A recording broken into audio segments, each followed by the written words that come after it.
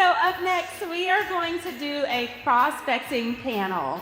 And so we are taking some top agents, and I'm going to be included, and we are going to just do a Q&A and just let you guys hear real-world applications on what type of prospecting is working for some of our agents that are really doing well in our community. So I'm going to bring to the stage Corey Wall. Corey is from Asheville. She's from Fairview, North Carolina. And yes, she has an awesome business, and she does client appreciation events and neighborhood events. So she's going to be talking about that. We have Tristan Adams. Yay, Tristan! Tristan is a rock star cold caller and door knocker. So those of you that are interested in learning more about that, they'll be here. And then Daniel is going to be talking about social media and helping us understand that. And then I'm just going to be up here just to see if there's any little nuggets and ahas that I can share with you guys. Awesome. What a nice looking panel. Well, great. Some of these questions we'll have each of you answer, and then there might be some where just one or two of you, pop in with your input and contribution. But Jessica kind of like let the cat out of the bag. I was going to have each of them explain their go-to lead generation or prospecting strategy. So we'll let them each talk about maybe in a little bit more detail what's your go-to strategy for building your pipeline. Yes, so Corey again. Hi, everybody. So I do appreciation events. So we used to call them client appreciation events, and I cut that out because of Mr. Jason Chipot, that I'm just inviting my sphere. So I started out with my wedding list and then just added to that. That was my database that I started with. So yeah, that's me. So I'm almost the exact opposite. I'm obviously young, and so no one I know wants to buy or sell real estate, or no one wants to use some young kid. And so I also didn't want to tell anyone that I was a realtor until I was closing on a deal. I don't know, weird. And so I stuck with cold calling FSBOs, and now I love FSBOs. Those are my jam. And then I picked up door knocking here recently at a very high level, and so I love door knocking as well. And then just server prospecting, and then like passively YouTube and Facebook as well. This is a lot easier when other people are up here. I'm Daniel, and I do not ask for work. I do not cold call. I do not walk up to random people and introduce myself and say, hello, can I be your real estate agent? Just not my style. 100% of my business is pretty much just reputation and referrals and reminding people that, hey, I do real estate through social media. I've been doing real estate almost 10 years, and it's just being consistent and doing a good job, being honorable, being hungry, being humble, and yeah. Social media has kind of built my business, and I mean, 2024, I doubled my production from any other year, and I didn't change anything or do anything differently, just staying the same and being myself. So. That's awesome. So yeah, so I'm very similar to Daniel. A lot of my business just comes in. I'll get those calls. Hey, my son needs to buy a house, or hey, you helped us buy this house. Can you help us sell it? But I've been super, super intentional with loving on my database. So that is kind of my claim to fame. I will love on my database. Some of the ways that I do that is I mail them unexpected gifts. I invite them to coffee and lunches, and I just be very intentional with making sure I'm top of mind in their lives. Awesome. Can you each share how you track and follow up with your leads? Do you have a refined system? Do you have a mediocre system? What are some of your kind of strategies for tracking and doing lead follow-up?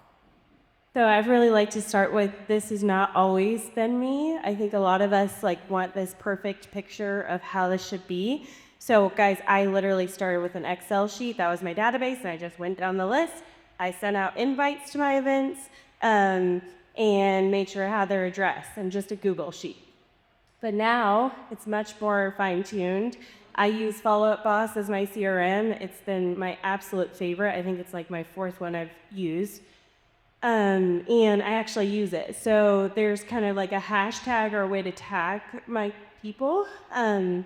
So I have tag of like Sphere. Those are my people.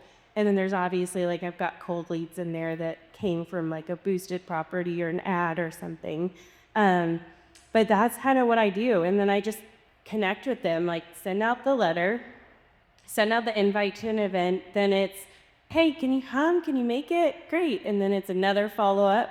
So there's already 3 touches with my entire database of Sphere. And then if they can't make it, or if they're there, I send, hey, I missed you so much. Wish you would have been able to go. And then my other one is, hey, here's a picture I took of you. I'm notorious for taking pictures of people with me. So I just send, hey, here's our picture. It was so nice to see you. So that's, what did I just count? 5 touches with my Sphere every quarter that I do my big events. Yeah, and Corey and Jessica actually crushed this. It's very good, and that's something I need to implement. We're opening up a Pandora's box because I could talk about follow-up all day. I can. What you want something very specific? We don't have all day. Okay, so if they're within 45 days, if it's a timeline, then I'm gonna follow up with them, 1 to every 5 days, and follow up with them about something different. And then if they're more than 2 months out, it's gonna be a weekly touch, and if they're more than 6 months out, it's gonna be a monthly touch. And the touch is very specific, and every time I call them in, it's good news. Hey, good news, the house just sold in your neighborhood. I thought you should know. And then the next week, it's, hey, good news, the house just went under contract for your neighborhood. I thought you should know. Hey, good news. It's always good news. So they're always psychologically, comparing me to good news, and it's always good to answer the phone whenever Tristan calls, because Tristan is good news, and so it's just a good way to follow up. You guys are so freaking organized. I'm a mess. And basically, I stay in touch with people by going through my phone once a month or so and going through my text messages and saying, oh, let me call this person or let me text this person, and just kind of follow it up. So CRM and Follow Boss is nuts. One of my strengths, I just try to stay engaged, stay connected when I see them, calling them when I do my little check-ins, and just putting stuff in front of them so they know what I'm up to. I mean, and I'll touch on this on social media. It's so important for your social media to not be all about real estate. Please stop doing all real estate, because nobody cares. They got to see something else, whether it's your kids, your pet, your life. Just share something that makes people excited to see you. They want to see you. Get out of your head. Get on camera. Get out of your head. Stop thinking about what your high school friends are going to think about you. It doesn't matter. Put yourself out there. Let them see what you're up to, and they'll come to you. I swear. I promise. I promise it'll work. And and the thing about the algorithm you have to remember is when I post videos of my kids or something, people are always like, oh, they're so cute. You're such a good dad. This, and look, it affects my business positively, dramatically. It's such a big deal because I know when they're engaging with that post, and then I post something about real estate or I post something about my content creation, nobody likes it. That's okay. I know they saw it because they're engaging with my other stuff. That's just the way it works. Woo! Fellow hot mess here. I could be a lot more organized with my systems, but I primarily have Google Sheet for my sphere of influence. So I'm going to be looking at that sheet often and doing my invites often, and I know I could do a lot better if I systemized it, but I'm living proof that being intentional and just doing the activities, you don't need the fancy CRM to do the activities. So I love, what I hear in that is that it all works. If you're willing to work, it will work. So 4 very different approaches, strategies, techniques, it can all work. So I love that. Kind of on the flip side, tell us what you see maybe as the potential mistakes that agents can get tripped up on with your particular strategy. All right, so events, the biggest thing is I'm not having an event to be a realtor. I'm not being there talking about real estate. I'm not like, oh, would you like to buy, sell, or invest? That's not my MO. My MO is to love my people, to build rapport, and to be around people that I want to be around. So I think that's the biggest mistake is when I talk to people about events, they feel like, oh my gosh, I don't want to do that. You don't have to. Just do something you love. Like for me, take my kids to the park and invite my friends that have kids and bring donuts and coffee. Super inexpensive, easy. So don't, and then also, this is like the underline of this entire conference, I feel like, don't overcomplicate it. Don't let anybody overmotivate you. And just do what you love. Do something, and obviously the event situation is not for everybody, but I truly love it, and it's been a really powerful thing in my business. Yeah, I'm actually going to touch on the whole like simple scales, complexity fails. That's a great quote. Because really, if you just do 1 hour of cold calls a day and 1 hour of follow-up a day, you'll make a ton of money. And it's just super simple. Or even just like 1 hour of door knocking. It's nothing crazy. The thing that people mess up on is they'll say, when's the best time to cold call? When's the best time to go door knocking? Or what do I say? Like learn objection handlers. Like read a book. Do something simple. Like watch a YouTube video. Watch Jeb Blount. Consume every piece of information that he has. And watch what other people are doing. There's like no reason to not be good at sales in this business when there's hundreds of other people that are crushing it. Good stuff. So I kind of touched on it. For me, or people make mistakes because they're posting too much business, not enough personal. It's got to be a balance. Oh, there was something else I wanted to jump on.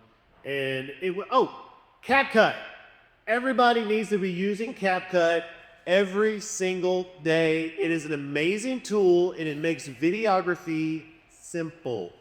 Anyone can do it. I've been doing videography for 20 years, whatever. CapCut, you can do it. You can learn it with one YouTube video. Watch a YouTube video. There's an auto cut feature on CapCut that you could go put clips in. So you could video me right now and video that wall and video that, and then put those clips into CapCut under auto cut, and it will make a video for you. And it'll add the music. You can do the auto captions. Captions are so important. Anytime that you're speaking on camera, use the captions. CapCut. Use it for your social media. It'll make a difference. Get your kids. Actually, I want to touch on that too. So the famous quote goes, it takes 20 hours to be like relatively good at something, but people will wait 20 years to begin that first hour. And so like to his point, learn CapCut. I don't even know what that is, but like go out and just learn it. Like you're gonna suck. And same with cold calling. That's the other thing. They'll take forever to just do the first hour. You're gonna suck. Just understand it's gonna be awful. You're gonna look ridiculous. You're getting rejected. Door knocking, you're really stupid. People are gonna post on you in Facebook groups. Cops called on you. Like guns called out on you. Like you're gonna look stupid. You just do it anyways. And it takes a lot of work. Right. Good. I think analysis paralysis, that used to be my thing. Now I just jump in and host big events. But I think agents, you can get so caught up in, if I'm going to do that event, do I need the caterer? Do I need the head count? How many am I going to plan for? What if they don't show up? What happens? And you just analyze at such a high level that you fail to execute. And so I'm going to encourage you to, again, simplify, like that keeps coming up, simplify what that event might look like. You guys that are local, I sponsor the concerts on the square. Well, you don't even have to sponsor the concert to make it a community or a client event or a sphere event. I like that term, Corey. But if you do a sphere event, you just put a green balloon on your chair. And if you guys all show up this summer with green balloons, I'll know you were here and it'll make me proud. But put a green balloon on your chair and say, hey, I'm going to be at the free concert on the square. I'd love for you to stop by and say hello. I've got some gift cards to get your kids ice cream while you're enjoying the free concert. That has cost you zero other than effort and intentionality. So don't overanalyze. One other thing I would add to, Jessica and Corey's business is more similar to my own in terms of sphere-based events and that kind of thing. And I think it's easy to get tripped up on who shows up. And it was a helpful reminder and now practice of like, it doesn't matter who shows up. Like I now have an excuse to reach out to my sphere, to my past clients, to my network, and a reason to connect and say, hey, I'm gathering some people on X day. I'd love to see you. And if they can't make it, we just had a great conversation. So that's another little tip I would add. I wonder if you could share, you don't all have to share, but because some of you have touched on this a little bit, but just are there one or two things in your approach that you feel really differentiate yourself from other agents? I mean, a lot of us do events, or a lot of us do video or social media. What are some things that you feel like are particularly unique to you? So pattern interrupts is something that you learn in sales. And so like if I answer a phone call, I'm never going to say like, hey, it's Tristan Adams of USP Realty. Are you looking to buy, sell, or invest? Like I don't tell people my name. I make them ask for my name. Like psychologically, it hits different when they want to know who you are. And so I will provide value. And like Gary Vee talks about it, like a jab, jab, jab, hook. And so like I'm going to provide value, then value the value, and then ask for the business or whatever it is. And so to the point, like what separates me is I'm never going to say my name. I'm going to make them say like, hey, what's your name? I'm sorry. They're like, oh, it's Tristan. Sorry, what's your name? Just me personally, I am energy, I am positivity. I wake up every morning with a smile on my face, and it is contagious, and it is a choice. So what separates me from most is just that, just being genuine, being real, looking people in the eyes when you talk to them, and making them feel like they matter and that, I care. And I do. It's not like a game. I just love people. I wanted to say too, like being a connector should be in all of our businesses, right? Like that is something that you can take to the next level. So for me, for instance, going to a coffee shop, and having Kristen and I call them a reverse pop-by, where I say from 7 to 9, I'll be at the coffee shop. Please stop by. You don't have to stay and chat for a long time. Just come. But you guys, I earned the business of that coffee shop, and I've got referrals from him because I love on him. I post about interviews on social media with him. I do a little bit of social media too, but just share how well he's doing and send all of my clients to a coffee shop in that area, because then he's going to reciprocate. So I think that's huge, is being a connector at the next level. Like, oh, my personal trainer, she's my best friend. You need to go check her out. That kind of thing. So last question, and again, you don't all have to answer, but if you have something that comes to mind, please feel free. Can you think of a success story, an example of some fruit that has come from your effort, your strategy, that you think would be maybe inspirational? I need Jessica to talk about her crumble story. Crumble cook. I love to send crumble cookies. So if I'm with a client, the crumble is new in our town, or I kind of knew, I guess as we're getting older, but when I would be out with clients, I would be like, so have you tried a crumble cookie yet?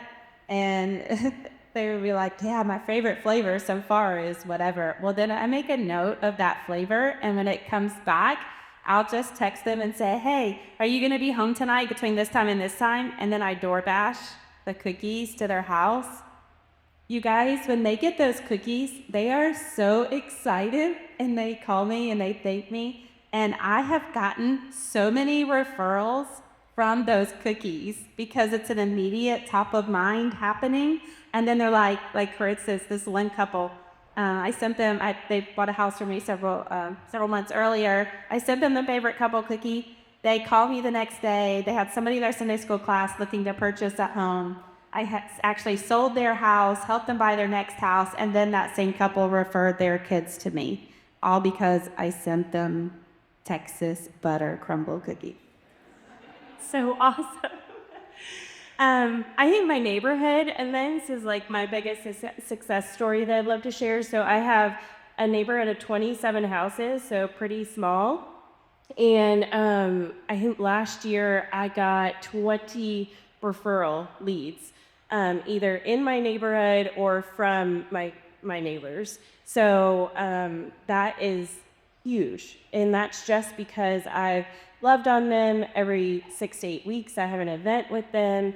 I host our HOA dinner, meeting, that sort of thing. And that's been really cool because you see them all the time, you know? It's just lovely.